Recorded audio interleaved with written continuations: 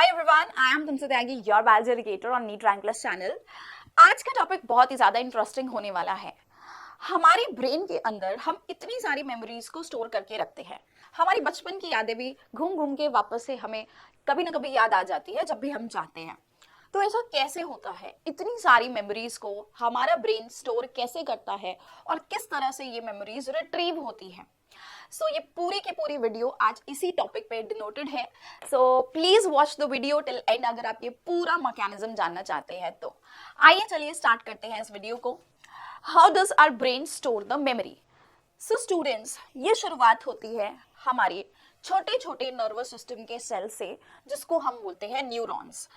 यहाँ पर न्यूरॉन्स का ही सबसे ज्यादा इंपॉर्टेंट रोल होता है in storing the memory, in perceiving the information, then storing the memory and finally जब भी हमको वो retrieve करनी होती है मेमोरी, तब भी ये न्यूरॉन्स ही हमको वो मेमोरीज के सिग्नल्स लाके देते हैं।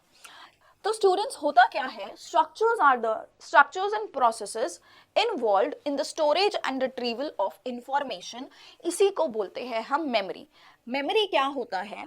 मेमोरी बेसिकली हमारे वो सारे स्ट्रक्चर्स और वो सारे प्रोसेसेस जो कि इन्वॉल्व होते हैं in the storage and the retrieval of any information, कोई भी इंफॉर्मेशन, ठीक है, चाहे वो विजुअल है, चाहे वो आपने देखी है, आपने सुनी है, या फिर आपने वो टेस्ट की है, वो भी टेस्ट करना भी एक मेमोरी हो जाता है। तो वो सभी तरह की इंफॉर्मेशन को वापस से जब रिट्रीव करते हैं, इसको बोलते हैं हम मेमोरी। नाउ स्टूडेंट्स, ये जो मेमोरी होती है ये कैसे हमारी बॉडी में स्टोर होती है? तो it is basically stored as a small, छोटे छोटे केमिकल्स होते हैं between the ends of the neurons. तो आपको शायद थोड़ा बहुत, अगर आपने क्लास 10th में भी केमिस्ट्री पढ़ा, बायोलॉजी पढ़ा है, तो आपको याद होगा यार, आपने वहां पे न्यूरॉन्स के बारे में पढ़ा था एंड यू स्टडीड कि दो न्यूरॉन्स के बीच में ना कुछ कनेक्शंस होते हैं जिनको हम बोलते हैं साइनेप्सेस, है ना। तो जब भी दो न्यूरॉन्स मीट करते हैं तो वहां पर कुछ केमिकल एक्सचेंज होता है एंड ये जो केमिकल्स यहाँ पर रिलीज हो रहे होते हैं इनको बोलते हैं neurotransmitters. And with in the neuron हमारे कुछ इलेक्ट्रिकल इंपल्सेस जाते हैं। तो पूरे के पूरे जो न्यूरॉन्स होते हैं स्टूडेंट्स, इनके अंदर इलेक्ट्रिकल और केमिकल इंपल्सेस के थ्रू ही इंफॉर्मेशन ट्रांसफर होती है। और जहां पर भी दो न्यूरॉन्स आपस में एक दूसरे से मीट करते हैं, वहां पर वो इंफॉर्मेशन केमिकल्स के फॉर्म में ट्रांसफर होती है। तो इसीलिए बोला गया है कि ये सारी इंफॉर्मेशन जो है केमिकल्स के फॉर्म में जाती है।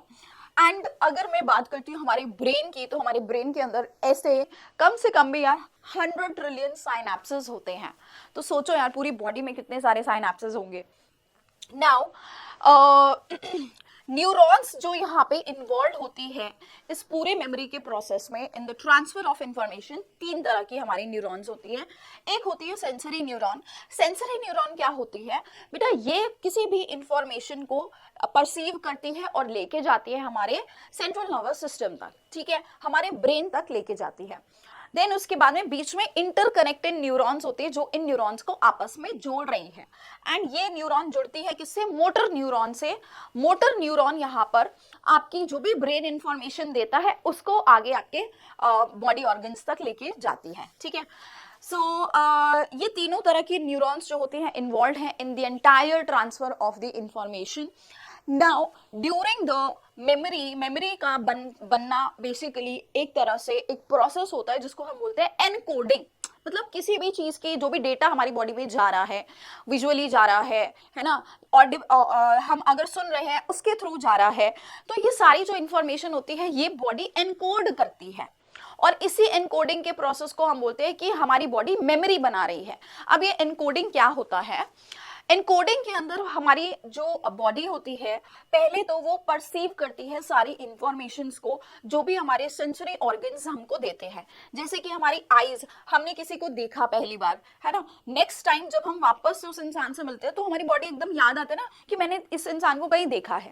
एंड वही इंसान अगर आपको 4-5 बारी मिल जाता है तो then you know them very well, है ना। आप अपने स्कूल में जाते हैं, how do you know the face of your teacher?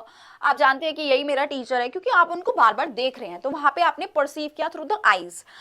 Similarly you perceive through your nose. आपको पिज्जा की स्मेल, अगर आपकी आंखें बंद भी हो तो पिज्जा की स्मेल से ही आप पता लगा सकते हैं कि आज पिज्जा घर में आया है। या मम्मी ने राजमा चावल बनाया या कढ़ी चावल बनाया है, तो your nose can easily tell कि मम्मी आज तो राजमा चावल बनाए शायद किचन में, है ना। तो हमारी नोज भी क्या है, एक सेंसरी ऑर्गन है। इसी तरह हम किसी को टच करते हैं, अपने पेरेंट्स का टच हमको बहुत अच्छे से पता होता है ना। एंड टेस्ट, हमको आइसक्रीम का टेस्ट हमको पता है। आपको कोई भी आइसक्रीम खिलाई जाए तो यू कैन इजीली टेल कि आपने वनीला आइसक्रीम खाई है या आपने चॉकलेट आइसक्रीम खाई है ना। अगर आपके आईज पे ऐसे पट्टी लगा दे तब भी आप बता सकते हैं कि आपने कौन सी आइसक्रीम खाई है। ये सारे जो सेंसेस होते हैं यही हमको इंफॉर्मेशन को परसीव करने में हेल्प करते हैं।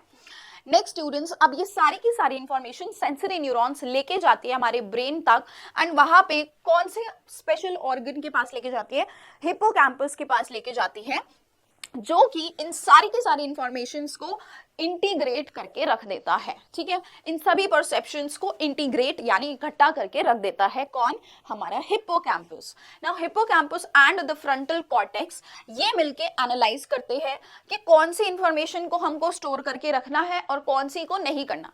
लाइक यार कई बार क्या होता है ना, आप जैसे whenever you are working in a market, आप मार्केट में चल रहे हैं, आपको बहुत सारे लोग वहां पे नजर आते हैं, दुनिया भर की भीड़ नजर आती है, पर आप जब घर वापस आएंगे आपको किसी की भी शक्ल याद नहीं होगी, क्योंकि आपने उनको बस देखा बट आपके ब्रेन ने उनको स्टोर नहीं किया।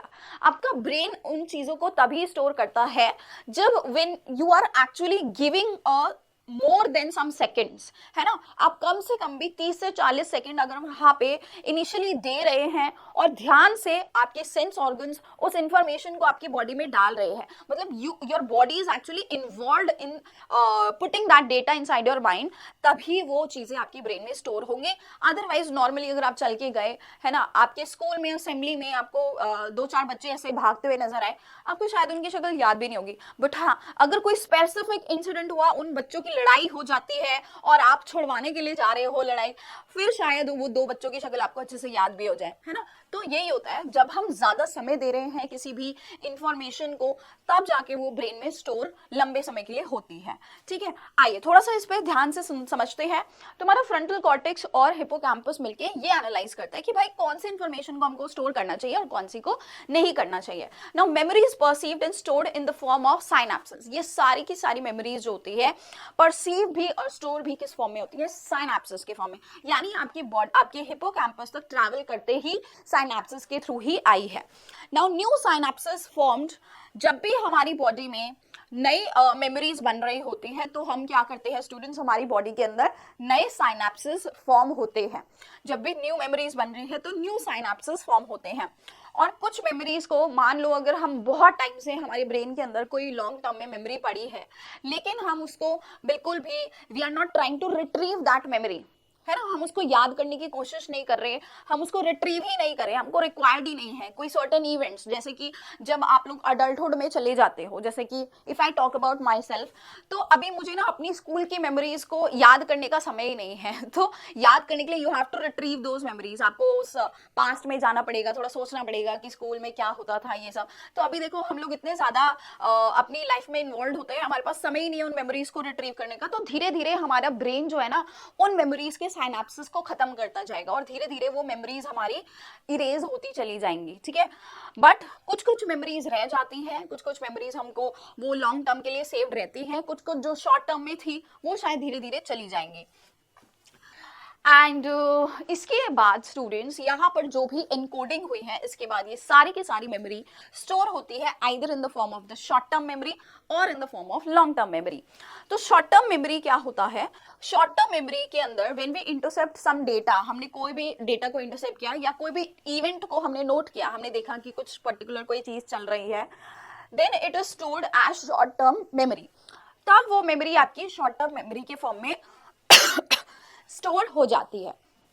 नाउ शॉर्ट टर्म मेमोरी की होती है ना लिमिटेड कैपेसिटी, बहुत कैपेसिटी नहीं है, बहुत थोड़ी सी कैपेसिटी होती है। तो स्टूडेंट्स जो हमारी शॉर्ट टर्म मेमोरी होती है ना, वो सिर्फ एक समय पे एक टाइम पर केवल 7 इंफॉर्मेशंस को, जस्ट 7 इंफॉर्मेशंस को 20 to 30 सेकेंड्स के लिए होल्ड कर सकते हैं, इससे ज्यादा नहीं कर सकती है। Either the memory is lost, या तो मेमोरी आपकी वहां पे लॉस्ट हो जाएगी, शॉर्ट टर्म मेमोरी जो है बहुत लंबे समय के लिए हमारे ब्रेन में नहीं टिकती है और वो वहां पे कैसे हो जाती है, खत्म हो जाती है, लॉस्ट हो जाती है, या फिर it can convert into the long term memory, या वो क्या हो सकती है, लॉन्ग टर्म मेमोरी में कन्वर्ट हो सकती है। एंड वो डिपेंड करता है कि हम कितना उस इंफॉर्मेशन को कंडीशन कर रहे हैं। अगर वो इवेंट बार बार हमारी लाइफ में होता है तो धीरे धीरे वो इंफॉर्मेशन लॉन्ग टर्म में जाने लगती है। नाउ लॉन्ग टर्म की अगर मैं बात करती हूँ तो लॉन्ग टर्म की कैपेसिटी थोड़ी ज्यादा होती है। एंड यहाँ पे बेसिकली हमारे पास में दो तरह की मेमोरी होती है, एक होती है अनकॉन्शियस मेमोरी, एक होती है कॉन्शियस मेमोरी। अनकॉन्शियस मेमोरी में बेसिकली क्या हो रहा है, जैसे कि हम अपने शू लेसेस को टाई करते हैं, हमें उसमें ज्यादा दिमाग लगाने की जरूरत नहीं पड़ती। अगर हम नॉर्मली कोई भी काम करें साथ साथ फटाफट हम अपने जूते बांध लेते हैं, है ना। या फिर हमारा जो ब्रश करने का तरीका होता है, बचपन से करते आ रहे हैं, हमको पता है कि ऐसे ब्रश करना पड़ता है ना। एंड ऐसे जो छोटे छोटे डेली हमारे टास्क होते हैं, या फिर अनकॉन्शियस माइंड में हमको पता है ये हमारे पेरेंट्स है, ये हमारी फैमिली है, ये सारी चीजें हमको पता होती है, तो ये होता है अनकॉन्शियस मेमोरी। ये स्लोली बिल्ड होती है लेकिन it is very hard to lose, ये हमारी बॉडी से लूज, हमारी ब्रेन से लूज नहीं होती है। वहीं अगर मैं बात करती हूँ कॉन्शियस मेमोरी की, तो कॉन्शियस जो होती है वो जल्दी डेवलप हो जाती है, और जितनी जल्दी डेवलप हो जाती है उतनी जल्दी हमारी ब्रेन से वो चली भी जाती है। तो कॉन्शियस मेमोरी जैसे कि हम नोइंगली जब किसी चीज को कर रहे होते हैं, जैसे कि हम क्या कर रहे हैं, हम एक्सेल पे बैठ के कुछ काम कर रहे हैं, तो वहां पे हमें पता है कि मुझे इधर अभी ये डेटा लिखना है, इधर ये डेटा लिखना है, तो वहां पे मैं कॉन्शियसली चीजों को पुट कर रही हूँ, that is a conscious memory, right. Now ये तो बात हो गई हमारी मेमोरीज की। अब अगर मुझे इन मेमोरीज को रिट्रीव करना होता है ना, मुझे याद करना है कोई चीज को, जब एग्जाम में बैठ के आप पेपर लिख रहे होते हैं तो you just try to recall, वही होता है retrieval of the memory. So the data is transferred from the unconscious level to the conscious level at your will, है ना। आप चाहते हैं वहां पे आप अपने विल के अकॉर्डिंगली जो भी आपके अनकॉन्शियस माइंड में डेटा स्टोर्ड है, आप उसको कॉन्शियसली अपने कॉन्शियस पार्ट में, कॉन्शियस लेवल पे उसको लाना चाहते हैं, उसी को बोलते हैं retrieval of the memory. Now कई बार क्या होता है जब हम याद करने की कोशिश करते हैं, जैसे कि एग्जाम्स में आप लोगों के साथ बहुत ज्यादा होता है कि आप चीजों को भूलने लगते हैं, है ना। वो ऐसा क्यों होता है, क्योंकि कहीं ना कहीं जो आपका एनकोडिंग का प्रोसेस था उसमें कुछ फेलर हुआ है, जो आपका इंफॉर्मेशन का इनकोडिंग का प्रोसेस था उसमें कुछ फेलर हुआ है, उसी की वजह से this information didn't go inside your brain properly, and इसीलिए आपको वो चीजें याद नहीं आ रही है।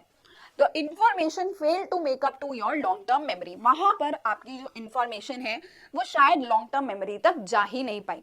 आपने जैसे फॉर एग्जाम्पल अगर क्लास में कोई टॉपिक पढ़ाया गया था, तो आपने कोई एक स्पेसिफिक लाइन थी जो वहां पर ध्यान से नहीं सुनी, अब ध्यान से नहीं सुनी तो क्या हुआ, वो इंफॉर्मेशन आपके ब्रेन से स्किप हो गई, वो कभी लॉन्ग टर्म मेमोरी में गई ही रही, आपके कानों तक गई है लेकिन आपने उसको परसीव नहीं किया, and that is the reason वो लाइन आपको कभी भी याद वापस से नहीं आएगी।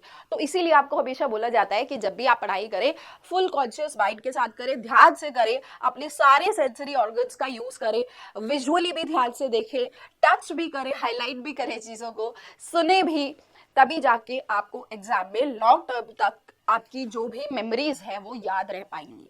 सो that was all, thank you so much. And students, rank plus is providing you the all India test series, इसका हमारा एक टेस्ट ऑलरेडी हो चुका है, so now it's time for you, जहां पे आप लोग हमारे इस टेस्ट सीरीज के अंदर सेकंड टेस्ट दे सकते हैं। अमेजिंग रिस्पॉन्स रहा है, so I would suggest to all of you, you guys start enrolling yourself in this test. आपको केवल और केवल 999 के अंदर ये टेस्ट सीरीज मिल रही है, जहां पे आपको नीट के 18 टेस्ट और जेई के 25 टेस्ट मिल रहे हैं, and this is available in both English and Hindi.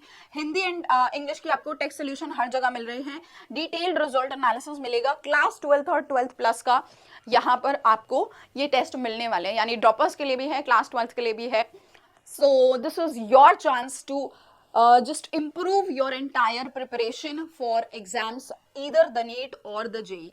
तो दोनों में से अगर आप किसी भी एग्जाम के एस्पिरेंट हैं, ये टेस्ट सीरीज आपके लिए बहुत ही ज्यादा ऐसे बोलते हैं ना, जैसे आपकी वैंडरवॉल जो होती है उसके जैसा काम करने वाली है। चलिए, thank you so much, that was all, bye bye and take care.